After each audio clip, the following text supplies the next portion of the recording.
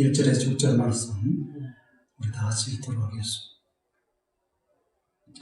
여호와는 나의 목자시니 내게 부족함이 없으리로다. 그가 나를 푸른 풀밭에 누이시며 쉴만한 물가로 인도하시는도다. 내 영혼을 소생시키시고 자기 이름을 위하여 의의 길로 인도하시는도다.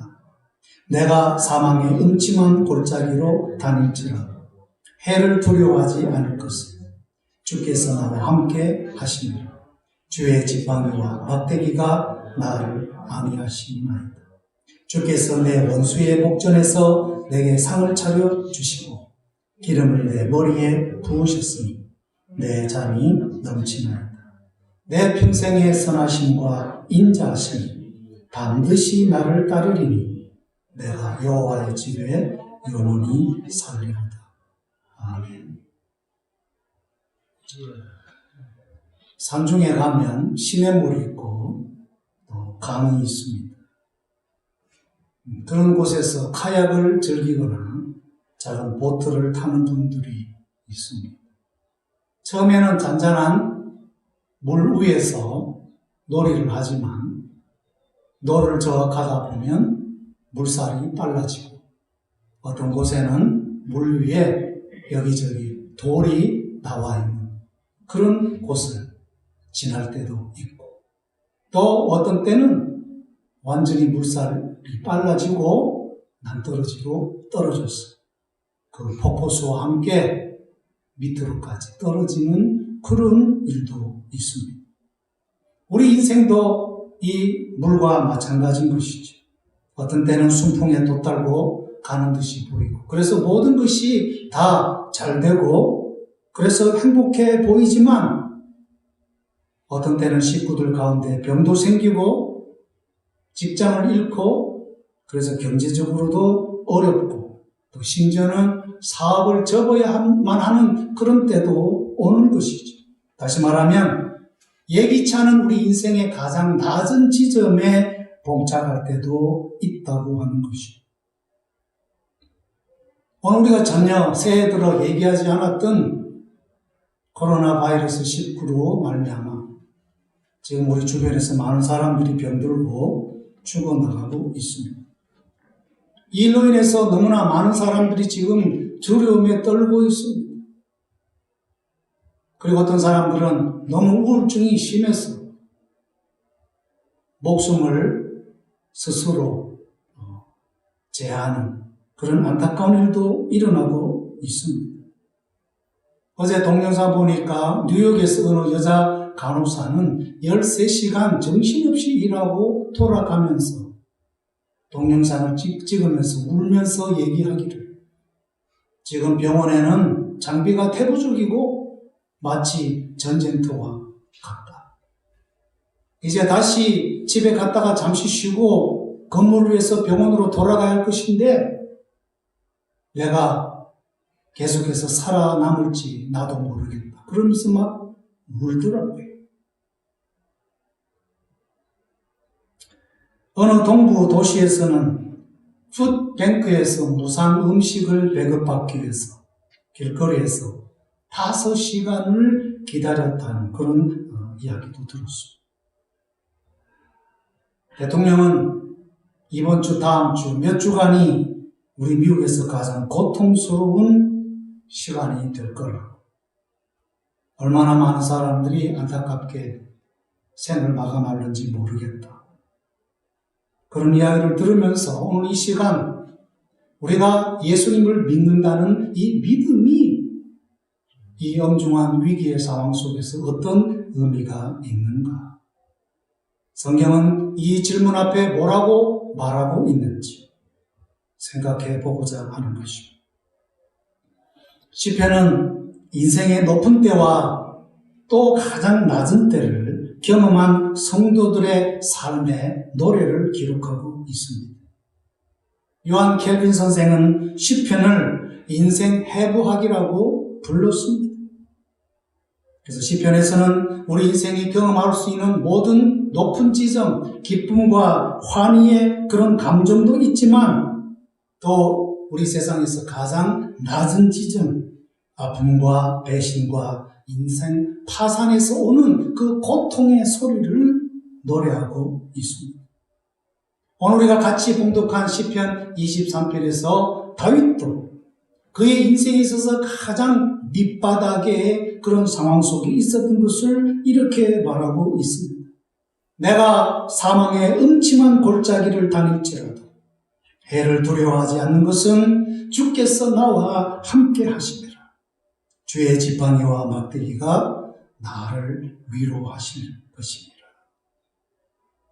그 위대한 임금, 하나님의 누구보다도 사랑받는 자 다윗의 삶 가운데서도 인생의 가장 음침한 골짜기의 상황 속에 있었다는 것이죠. 여기 사망의 음침한 골짜기는 어떤 일인지 모르지만 죽을 수도 있는 그런 상황 속에 다윗이 처했던 것을 말하고 있습니다. 아마 젊었을 때에 양떼들을 지키기 위해서 사나운 맹수들과 엉겨 붙어서 싸웠던 그런 순간일 수도 있고요. 아니면 거인 골리앗과 혈혈단신으로 물맷돌 하나 가지고 대항했던 그 순간일 수도 있었고, 아니면 사울의 시기를 받아 사울이 군사들을 데리고 자기를 죽이려고 추색해 올 때 그 빈불에서, 골짜기에서, 숲속에서 혹은 동굴에서 다윗은 이러다가는 나도 죽을 수도 있겠구나, 그런 순간을 맞이하지 않았는가 생각할 수가 있습니다. 요셉의 경우도 형님들에 의하여 광야에서 물이 마른 웅덩이에 빠진 적이 있습니다. 그것이 그 인생의 첫 번째 시련이었고 인생의 가장 최저점이었습니다. 구사일생으로 살아났지만 다시 팔려서 이집트로 갔을 때 보디발 대장의 부인의 무고로 감옥에 갇혔습니다. 기약 없는 기간 동안 감옥에 있으면서 요셉은 아마 나는 결국 여기서 죽겠구나, 미래가 막막한 그런 상황 속에 있었습니다. 다니엘도 바벨론 궁정에서 유대인으로서 이방제국 왕 다음 가는 높은 지위를 누리는 그런 경우도 있었습니다만은 많은 대적자들의 농간과 관계로 결국은 사자굴에 던져지는 인생의 가장 낮은 자리에 처한 적이 있습니다. 동방의 의인으로 불렸던 욥도 매일 자녀들을 위하여 하나님 앞에 정성 어린 제사를 드리는 동방의 의인이라는 소리를 들었지만 하루아침에 모든 재산을 다 잃고 사랑하는 자녀들까지 다 잃는, 심지어는 자기 몸에 온갖 종기들이 나서 깨진 기와장을 그 헌대를 긁으면서 고통 속에 통곡하는 그 인생의 가장 낮은 지점에 처한 적도 있습니다. 뿐만 아니라 우리의 주님 예수님조차도 33년 동안 인생 가운데 많은 경우 고난을 받으셨지만 특별히 십자가 처형을 앞두고 겟세마네 동산에서 고민하며 기도하면서 말씀하십니다. 아버지, 할만 하시거든 이 죽음의 잔을 나에게서 거두어 주시옵소서. 예수님의 인생에 있어서도 가장 낮은 자리, 사망의 음침한 골짜기에 처한 적이 있다고 하는 것입니다. 이와 같은 상황 속에서 지금 대표적으로 거론한 이 믿음의 성도들은 어떻게 반응했습니까? 이분들은 하나같이 그런 인생의 가장 낮은 지점에서 하나님을 바라보았다는 것입니다. 오늘 23편에서 다윗은 말합니다. 여호와는 나의 목자시니 그분 때문에 내가 부족함이 없으리로다. 그 이유는 그분이 하나님이 내 인생의 목자가 되셔서 나를 돌보심이라. He cares for me.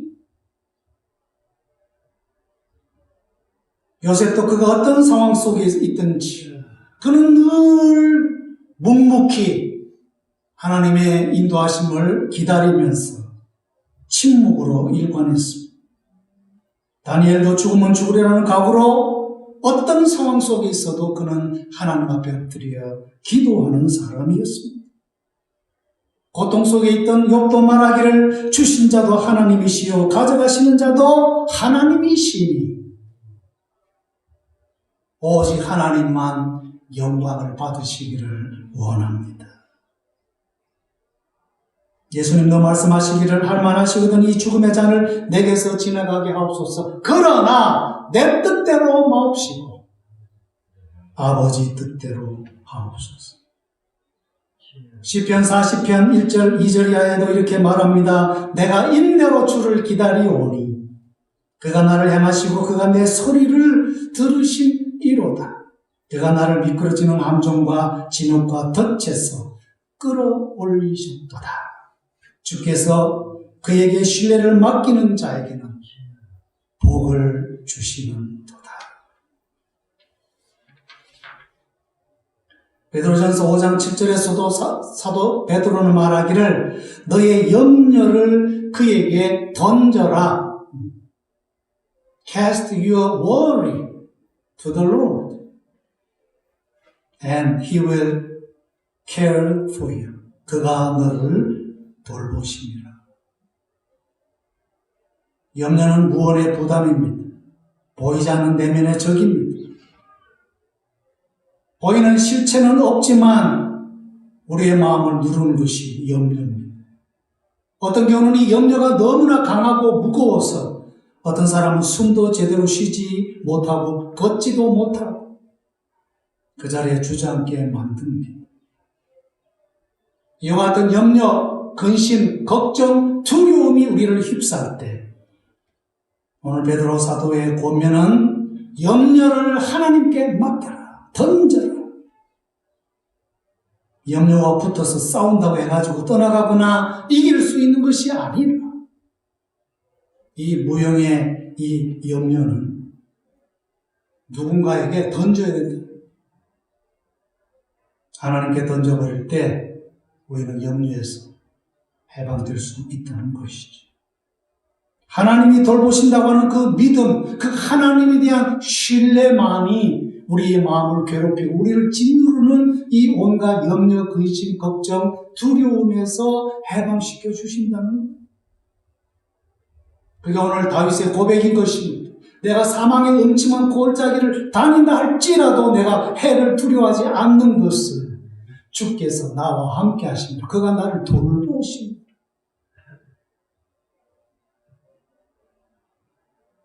오늘 많은 사람들이 불안과 염려로 고통당하고 있습니다. 생각 이상으로 많은 사람들이 심리적으로 불안정해서 카운슬러를 찾고 있습니다. 심리 의사를 찾고 있습니다. 제가 알기만 해도 1시간에 185불이래요. 1시간 카운슬링. 오늘 우리 주변에서 유행하는 이 전염병의 두려움은 두 가지지. 하나는 너무나 신속한 전파력이고 다른 하나는 불확실성입니다. 누가 누군지를 모르지. 그래서 나온 대책이 떨어지라, 만나지 마라. 소셜 디스턴싱을 얘기하고 있습니다. 이러다 보니까 본인은 아니지만 서로의 관계가 단절되고 있습니다. 일하는 직장에서 단절되고 있습니다. 이것은 경제에 어려움을 가져다 주고 있습니다. 삶의 질이 떨어지는 이런 악순환이 지금 돌고 돕니다. 오늘 이런 우리의 두려움의 위기 상황 속에서 우리는 어떻게 해야 합니까? 그럼에도 불구하고 우리는 마음속에 심리적인 안정을 찾아야 됩니다. 마음의 평강을 찾아야 됩니다. 흔들리는 세계 속에서 우리를 어떻게 안정적으로 붙들어 주겠습니까? 그것은 오직 성경에 나오는 위대한 주의 종들이 고백하는 대로 하나님께로 돌아가는 것이고 하나님을 바라보는 것이고, 그래서 히브리서에서도 말하기를 믿음의 주여 또 온전케 하시니 예수를 바라보자. 예수님을 바라보자. 어메이징 그레이스를 작곡한 존 뉴턴 목사님은 어릴 때 기구한 인생을 살았습니다. 어려서 조실 부모하고 삼촌을 따라 험악한 배를 탔습니다. 배를 타다 보니까 말도 험하고 마음도 험하게 됐죠. 20대 젊은 나이에 몹쓸 병을 얻어서 거의 죽게 되어서 사경을 헤맬 때 화상 가운데 주님을 만나게 되었습니다. 죽을 수밖에 없는 그 인생의 가장 낮은 지점에서 살아계신 부활의 주님을 체험하게 된 거죠. 그래서 기적적으로 병이 낫고 새 사람 되고 예수 믿고 그 다음에 신학교 공부를 해서 목회자가 되었어요. 영국에서 얼마나 많은 복음을 전하고 영향력을 끼쳤는지, 잔 뉴턴 목사님이 죽은 날 영국 의회가 결정했어요. 오늘 이날은 우리가 잔 뉴턴 목사님을 기리는 The Day of Reverend 잔 뉴턴, 그분의 날입니다. 조정을 울리고 묵념을 하고 살아온 종의 삶을 기억하는 그런 시간을 가졌습니다. 하늘에 속한 사람이라는 책을 남긴 1980년대 중국의 윈 형제는 복음을 전하다가 공안에 잡혀서 감옥에 갇혔습니다. 인생의 가장 낮은 지점에 있을 때에 하나님은 그를 불쌍히 여겨주셔서 천사를 보내셔가지고 빌립보 감옥에 오셨던 주님과 같이, 그래서 바울과 실라를 구원해 주신 그 놀라운 사도행전적 역사가 이 윈 형제에게도 나타났어요. 잡고를 풀고 그 많은 감옥의 문을 지나갈 때마다 옆에 간수들이 눈뜨고 있었습니다마는 윈 형제가 나가는 모습을 못 봤다는 거지. 놀랍게. 그래서 무사히 빠져나와가지고 그를 위해서 기도하는 형제들에게 다시 돌아갔다는 간증을 우리는 읽어보지 않았습니다. 인생의 저점이 누군가에게는 인생을 비관하고 절망으로 몰아가는 기회이기도 합니다. 그러나 누구에게는 인생의 새로운 부활을 경험하는 기회인 것이고 하나님의 초자연적인 기적을 맛보는 기회가 될 수 있습니다.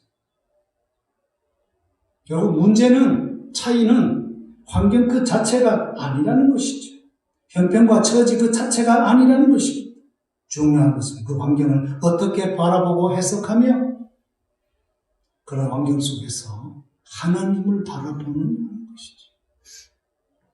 내가 사망의 영침을 골짜기를 다닐지라도 나는 두려워하지 않는 것은 주께서 나와 함께 하시고 주님이 나를 돌봐주실 것을 나는 믿기 때문에, 이것이 오늘 시편 23편 다윗의 고백인 것이고, 저는 이 살아있는 고백이 오늘 이 모든 성도님들의 고백이 되었어요.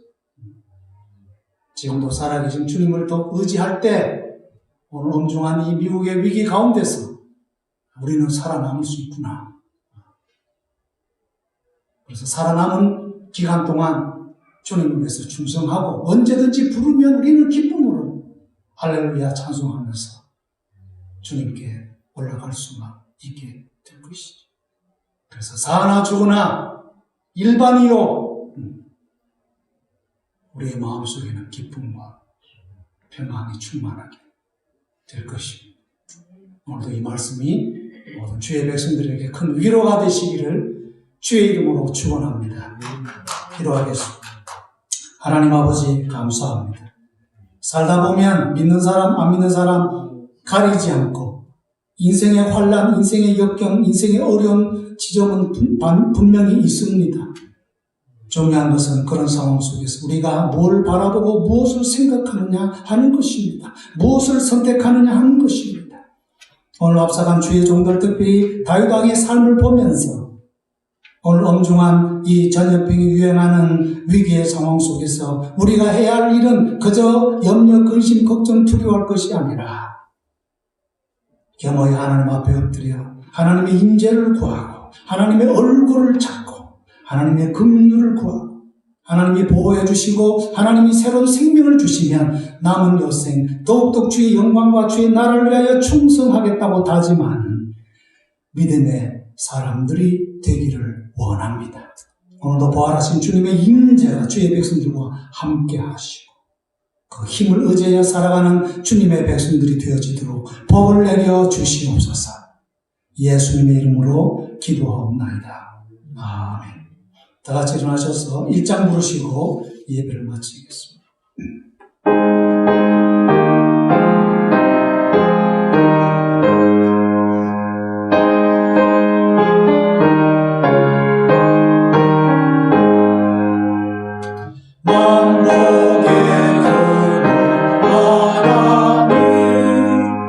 온 백성 찬송 드리고 저 천사여 찬송하세 찬송 성부 성자 성령 아멘.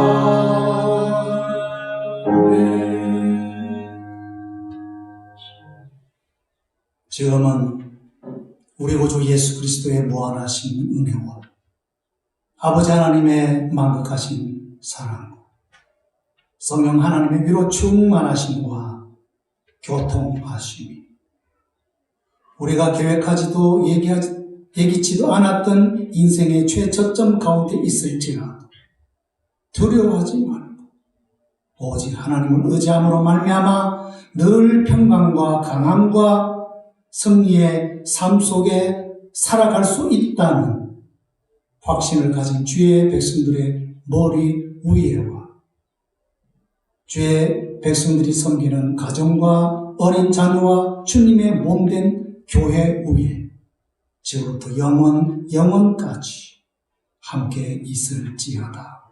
아멘.